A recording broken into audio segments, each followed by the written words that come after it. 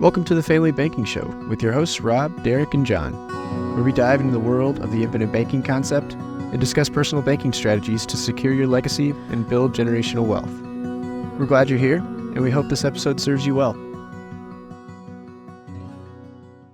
If you're interested in learning more about setting up your own family banking system, send an email to thefamilybankingshow@gmail.com. We'd love to hear from you. Welcome back, ladies and gentlemen, to the Family Banking Show. We are your hosts, Derek, Rob, and John. Guys, how we doing this week?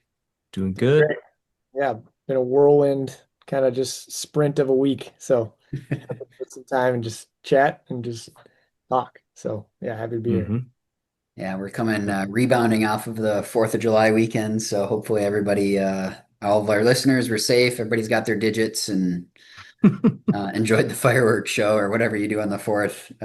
This episode, guys, we're talking very high level about life insurance inside of your business, or as some people will call it, corporate owned life insurance. There's a couple of different ways that we could take the conversation here, guys, but we want to talk about primarily what is a buy-sell agreement. And the reason for it is it's come up in some of your guys' conversations recently. And so we'd like to just clear up a few questions, concerns, give an idea as to what a buy-sell agreement is. And John, I'm going to turn to you first. Why don't you go ahead and kick us off? Yeah, so buy-sell is generally, we see it with just like two partners, right? Partners in a business. Say it's like a construction business. That's someone I'm working with right now who he and his business partner, it's actually funny, they're the exact same age within like 30 days of each other. So Perfect. when thinking about like, premium and underwriting and death benefit, it'll be like almost identical, just twins basically. Yeah. Anyway, in this example, they each own 50% of the company. And the question then is, what happens if one of the partners passes away? The impact to the business is probably substantial. They're equal partners, they're equally active, they have their roles and sustain the business. And that question of what happens if one of them passes away is really, and both of them are married with kids, like what happens to the family of the spouse, and then also what happens to the business, right? The business probably didn't sign up for having the wife become the partner. And most likely, I would guess, and in this case, this is definitely true, the wife didn't sign up to be, just step in as the partner in the business and maybe also be running the house with the kids and everything. So then you have to create some sort of protection for situations like that, right? Just like families do, where they kind of offload the risk of leaving, the income gap if you were to pass away. It's a very similar concept, is you're just transferring the risk of an impact financially to a business in your absence to the insurance company. And we can also do this leveraging IBC and utilizing the living benefits of whole life insurance. And so that's what it is at its core, is if one person passes, each partner owns 50% of the company. So we'll say the company's worth 10 million. Each person owns 5 million. And if one partner were to pass away, then that family would be made whole via just a tax-free liquid cash infusion of the shares of the company that would be essentially bought out by the other partner. And the business would continue on, the financial impact would be taken care of, and they would continue to move forward. So that's what it is at its core, is just essentially protecting the partners in the business and the sustainability of the business. And then you can also add some, really fun features to it to leverage IBC within your own business. Yeah, we can still use this for banking purposes, especially in the construction example, of all the equipment and materials maybe that you might be purchasing. And so yeah, that's a great use case for it. Rob, tell us a little bit about some of the clients that you've been working with recently. What are some of their questions or common concerns with a buy-sell agreement? What is it that, what should people be expecting as they get into this process here? Yeah, the main thing is, the first thing is they want one, but they don't quite know what is that process, what's involved in that process. But it's at a real simple kind of a level. You have to demonstrate a business interest in each other. Have to illustrate that first.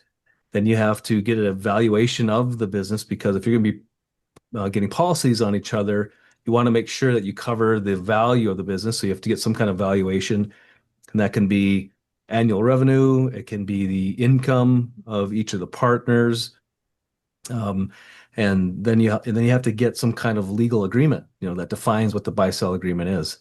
And then you start working with underwriting to see what, depending on the amount that's required, the underwriting kind of requirements can change. So they might even want, further information to, fully underwrite and underpin that request. So, but that's basically it. You just have to establish the interest, you have to establish the valuation, and you have to get the agreement set up. So it's pretty simple in a general sense. There's a lot of details, as there's in everything, but it's a kind of a simple process at the high level. But that just illustrates too, I just think one of the Swiss Army knife of financial tools and products is the permanent whole life insurance. And so just it keeps adding value even in businesses, and maybe and especially in businesses, because then you can leverage the cash value for operating expenses, for payroll, for emergency. So yeah, it's just another great use of whole life insurance. Right. And so just to be sure that a buy-sell agreement is a legally binding contract. It's an agreement that would be typed up by an attorney or lawyer, if you will. And but the financial instrument to assure that the buy-sell agreement will happen as it's detailed in the legal documents is life insurance in this case, right? Yep.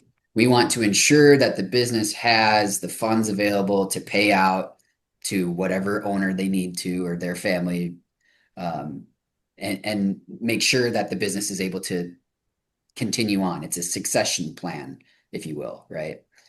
Yep. Which a lot of people, oddly enough, don't think too much about. Getting into business, they're not necessarily thinking about how am I going to exit this? What's my exit strategy? And this is a great way and kind of simplifies it, honestly, of just how are we going to get out of this business at some point, even if it's you plan on owning it or staying in the family. How does it get passed down from one generation to the next? So that's a buy-sell agreement, guys. What happens when there are more than two partners in the business? Let's say it's a corporation where there's multiple different owners. Some might be active investors or active participants in the business. Other people might be kind of more silent partners. What do we do in those cases? What can we use then? I mean, in those cases, you could probably use a key person type of policy, where maybe you have executives in a corporation. It's very, very common for compensation packages for executives, and also for the company to, again, hedge their risk of this probably highly talented, highly sought after executive that is producing, creating lots of value for the company. And then also, that this company could then store capital and continue to over and over, leverage that capital for maybe capital expenditures or even tax bills, whatever the business needs to use it for. They've hedged the risk and they're taking advantage of banking in their own world. So I would probably, maybe that's what you're leading toward. I would say key person, or maybe there's some other ways that you can implement it, but I think key person at its core for a larger kind of corporation or organization would be the right way ahead there. Yeah, what I like about the key man insurance is it's often described as golden handcuffs, even more so than your 401k. If you leave a corporate America job to go work in a different corporate America job, your 401k can just kind of quickly and easily be transferred. It's not really keeping you at one job or one employment. Whereas key man insurance might actually convince you to stay. And the cool thing about it is it can kind of act like a quasi pension for future income too during retirement years. So it's a good win for the business, and it's a good win for the employee, and keeps everybody happy and keeps the business churning and keeps the productive people remaining in your business and encourages them to remain more productive. which is Yep. so big. I mean, just the turnover cost alone for a business to fire, hire, rehire, it's a huge expense every year that these corporate employers are having to foot the bill. And so, Mhm. utilizing key man insurance can be highly successful at reducing that turnover cost. Yep. And then to come back to a previous question, Derek, so you can have, when you do buy-sell agreements, they don't necessarily have to be owned by the business. They can be owned by the individual. That's one approach. They can also be owned by the business. So if there's folks listening out there and they're like, that sounds too complicated to set up a business owned insurance buy-sell. It can be simply just personal buy sell Yeah. because the insurance is like Derek mentioned, just it's the mechanism for funding the buyout. And it can be just as simple as that. Hmm. But also, if you're adding multiple partners, more than two, they say basically more than three, you buy sell becomes almost too complicated or too unwieldy. So then you do it through a different structure. And then you want to, definitely then reach out to your financial professional and help get all that set up correctly. And Rob, do you know what that might be called? What is that other structure? Is that a cross purchase plan? It's yeah, cross purchases. Yeah, buy sell is typically the simpler way of thinking about it. Cross purchase is typically when there's multiple. But then that can be simple as well. So cross purchase can also be buy sell. But then as you add more partners into the mix, that's when the complication, arises because each one has to be covered by the multiples of each other. So it gets real complicated. Yeah. So yeah, you need to definitely get a financial professional involved and get that legal agreement really well defined.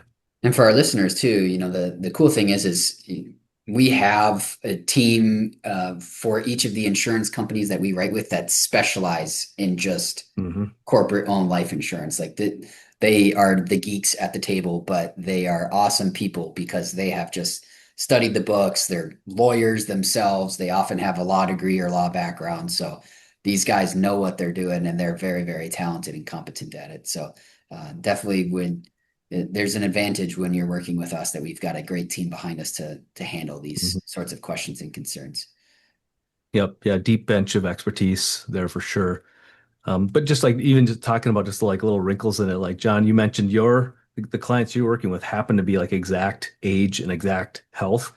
It can be if you have like one guy who's super preferred and one guy who's table rating, you have to make sure you have to get all that set up correctly to make sure that each one's covered Mhm. properly. But yeah, so it's a very simple way to protect the business, protect the spouse. Like you said, John, spouses often they don't want to deal with the business. They just want to be protected, and it's just another great way to use whole life insurance to do that. Mhm.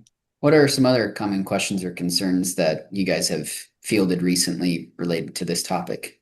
Yeah, I think just generally how much premium should I pay as a Hmm. business? Yeah, that's a Right. completely different equation, most likely, than just your household income and expenses, right? There's all sorts of considerations, especially those with like lots of capex and depreciation and taxes. Like, that's why they even created the term EBITDA is there's just so many different moving parts that can A, like affect the valuation of your company, Hmm. and B, affect your cash flow, like especially if you're a seasonal business. So all those considerations are the questions that we ask to make sure that the premium that's being put forward in these types of policies that are going to be used for banking and also for this two in one buy sell and banking, that the premium is reasonable, is manageable for your business, but also going to be really meaningful to Mhm. say recapture all the taxes that you're probably paying, and over time that you can continue to build your own banking system that covers taxes or that covers, like I said, capital expenditure. Nelson himself, Nelson Nash, in Becoming Your Own Banker, talks about a business owner, equipment Hmm. financing, just continuing to purchase equipment through his own policies that he otherwise was paying. I think it was like 1,500 a month or something, or eight.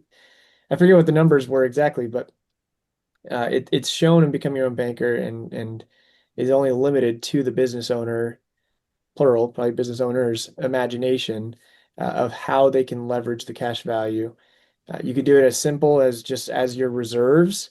I see that fairly often. Actually, there's another person I'm working with who's just trying to consider it as their tier one, safe capital that they can have in rainy days. And they don't want those dollars to be doing, nothing for them in the meantime. And so I think that's the biggest question is how does it specifically apply to business X or business Y? Mm-hmm. And that's where questions uncover it all and really determine what your profit margins are, your revenue, and the nature of the business. Because honestly, the underwriters are going to want to know that as well Right. when it comes to hedging the risk for the life insurance company of what is the proper amount to even insure. And so it's a dual, it's a team effort to understand what the right, policy would look like in whatever business it is. If you have zero, if you're a very like low, you have very low overhead when it comes to like equipment or whatever else it may be, then maybe you don't have a huge need, for this other than just maybe you make a lot of revenue and you just want to store capital and continue using it for growth. So again, there's so many different use cases. Mm-hmm. Well, good episode. Yeah, Sorry, Rob, go ahead. I was gonna say, I was just gonna follow up with, is it a case for IBC? Also, where it goes through business examples, like that's another really a good spot to see how that can be, used as a infinite banking policy, use it in action for a business. So another great one by Nelson. Yeah, definitely recommend that book. And in fact, I recommend all the books written by the folks over at the Nelson Nash Institute. Those guys have done an excellent job getting resources out there. All right, guys. Well, thanks again for just a quick episode here where we talked about business-owned life insurance. If one of our listeners would like to get in touch with us, they can reach us at thefamilybankingshow@gmail.com. And one of us three would welcome the opportunity to meet with you and your family and figure out how we can get you started on this journey of building your own family banking system. All right, guys. We'll see you in the next episode. See you guys. Thank you for joining us. If you're interested in a conversation about anything we've discussed, you can find our contact information in the show notes below. And subscribe, follow, and leave a review to help spread this message and to help families across the country discover the generational blessing of IBC. May God bless you, and we'll see you next time.